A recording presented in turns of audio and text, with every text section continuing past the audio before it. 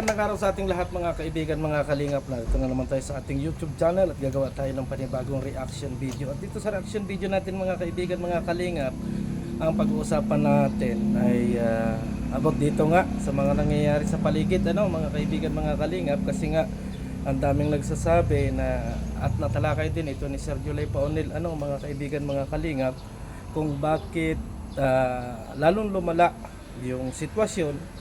At nagko-comment nga yung nanay ni Biancy, mga kaibigan, mga kalingap, kahit sa ang mga live ay nagko-comment ay ang dahilan, mga kaibigan, mga kalingap, pero bago yan, i-shout out muna kay Kuya Bal Santos Matubang, Kalingap Rob, and Ate Edna. At ganoon din po dito kay Nadisa Bicolana at TV Considerate and Ma'am Miss Ticayos. At kay Gingging Vlog 1991, mga kaibigan, mga kalingap. Suportahan po ninyo ang kanyang YouTube channel, mga kaibigan. So dumako na tayo, mga kaibigan, sa mga pinag-uusapan. At kung kagabi nga, mga kaibigan, ay gumawa tayo ng reaction video dito sa mga pangyayaring ito.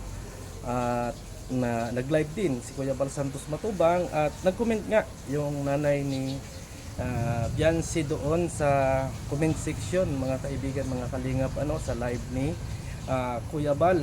At hindi ko rin naisip, mga kaibigan, mga kalingap, kung legit ba yung account na yon, kasi ang pagkakilala ko talaga sa pamilya na yan ay napakabait, mga kaibigan, mga kalingap. Ngayon, sa akin kasing paglalakbay, mga kaibigan, mga kalingap, ay alam nyo naman ako ay number 1 na marites dito sa Kalingap. Nakita natin, mga kaibigan, mga kalingap, na kahit kay Nasel TVPH, sa lahat ay nagko-comment itong nanay ni Biancy. At ang sinasabi nga dito, para matigil na ang pambabalahura sa kanila. So ito lang yung masasabi ko sa mga bagay na ito, mga kaibigan, mga kalingap, kasi alam ko na wala naman akong ginawang masama sa inyo at wala rin kayong ginawang masama sa akin.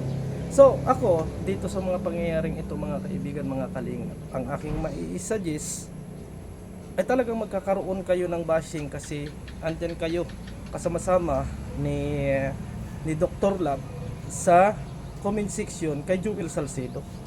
At talagang mangyayari na magkakaroon kayo ng bashing kasi nasa anti-kalingap kayo kasama.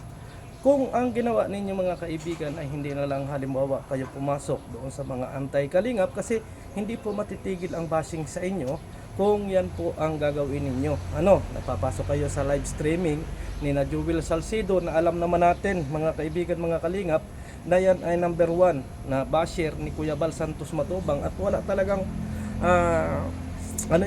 wala talaga kayong mahihitang maganda dyan, kasi nung una nagkaroon ng problema dito sa Kalingap, dito sa isang bini ni Papa AIDS, ay kinumpront din itong mga tao na to, at kalaunan ay walang nangyari.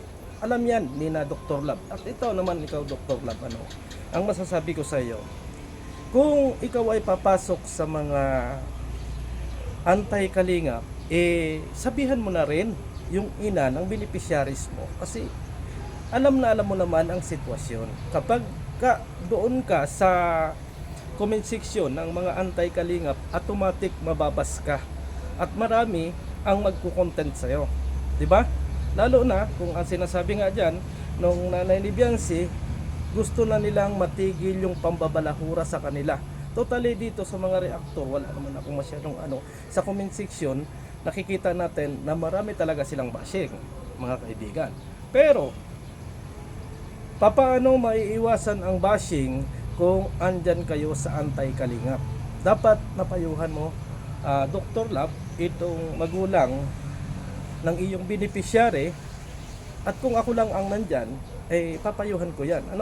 Papayuhan ko at sasabihin ko na huwag kang sumunod dito, huwag kang mag-comment dito, kasi hindi lalo maayos to.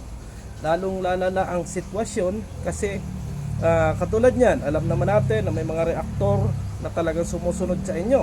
Hindi bali ako, kasi madalang lang akong maggawa ng reaction video, at madalang din ako na pumasok sa mga ganito, kasi busy din ako, mga kaibigan. Kaso nga lang, marami ang nagsusumbong sa atin na mga kalingap na bakit ganon ang nangyayari.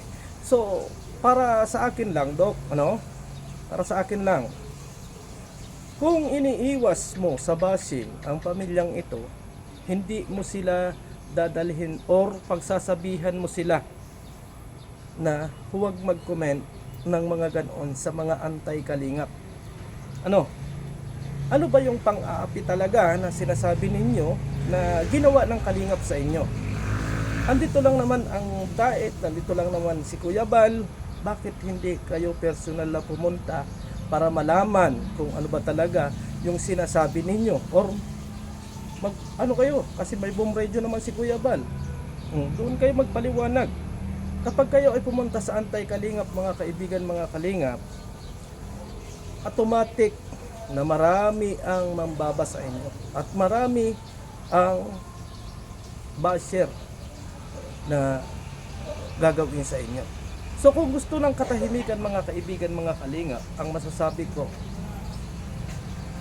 hayaan ninyo kung ano yung ipinaglalaban ni Dr. Love at kung ano yung kanyang ginagawa.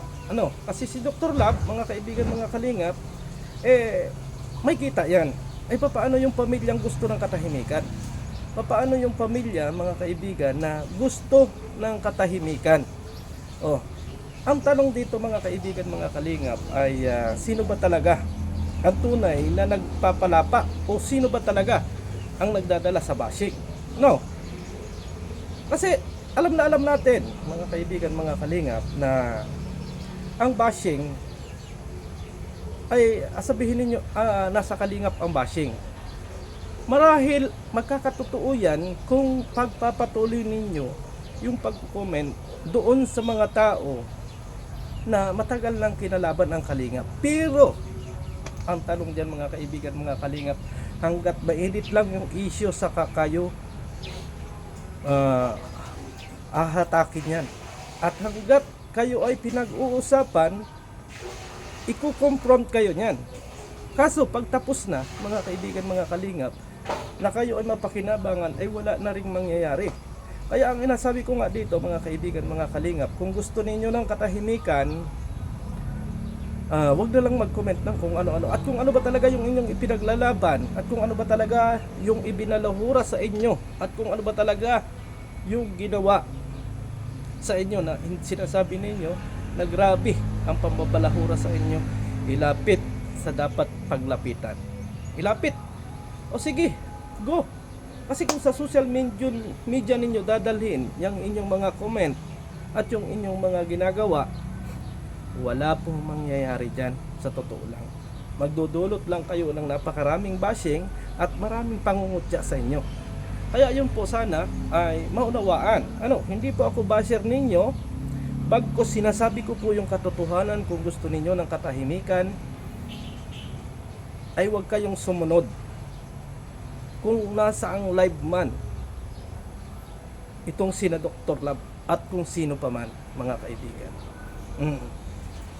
Kasi kayo yung mababas, kayo yung sa comment section ay mababalahura. Mabuti sina Dr. Love, mga kaibigan, mga kalingap, kasi pag sumagot yan ay may kita yan ang YouTube channel na ay paano kayo na alam natin na nai-stress at naiipit din ang beneficiary sa nangyayaring ito. At kung talagang may concern ang scouter at kayo talaga pinangangalagaan, hindi kayo isasama dyan.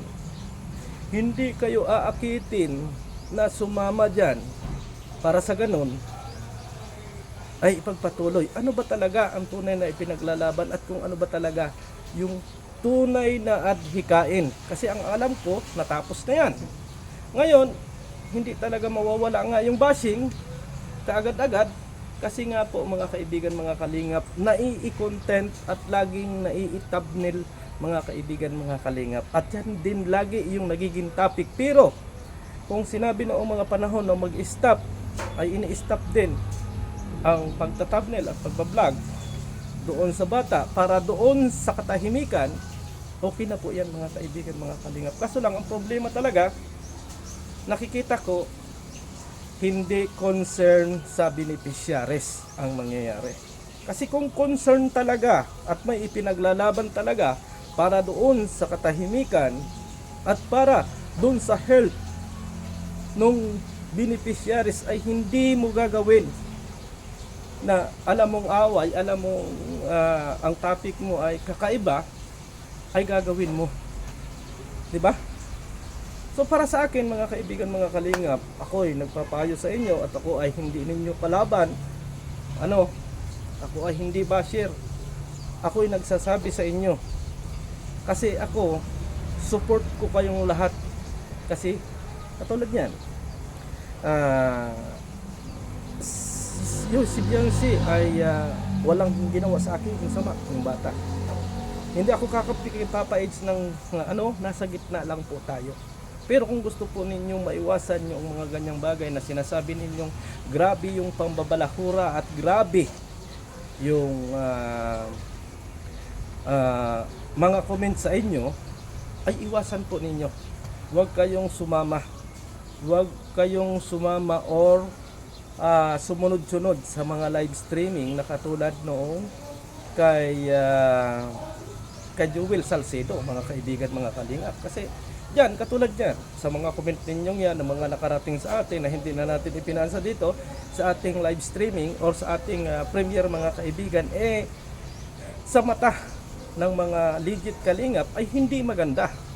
Kasi doon pa lang sa ginagawa ninyong pagko-comment, kung kayo man talaga yan, ay paninira na talaga sa kalingap yon. Paninira na yon. Kasi sino ba talaga ang nagbalahura? Sino ba talaga ang nagdala sa inyo sa luklok ng bashing, mga kaibigan, mga kalingap? Sino ba talaga? Dito ba sa kalingap o yung inyong mismong kapitbahay ang nagdadala sa inyo sa kaguluhan? 'Di ba? Reputasyon 'yan. Dignity na dapat iningatan ng kahit na sino. Bakit nakalabas? Bakit nagkaroon ng mga ganyang usapin? Kung pinangangalagaan at pinaglalandakan pa sa social media kung ano yung nangyari, ang tanong ko, may concern ba o wala?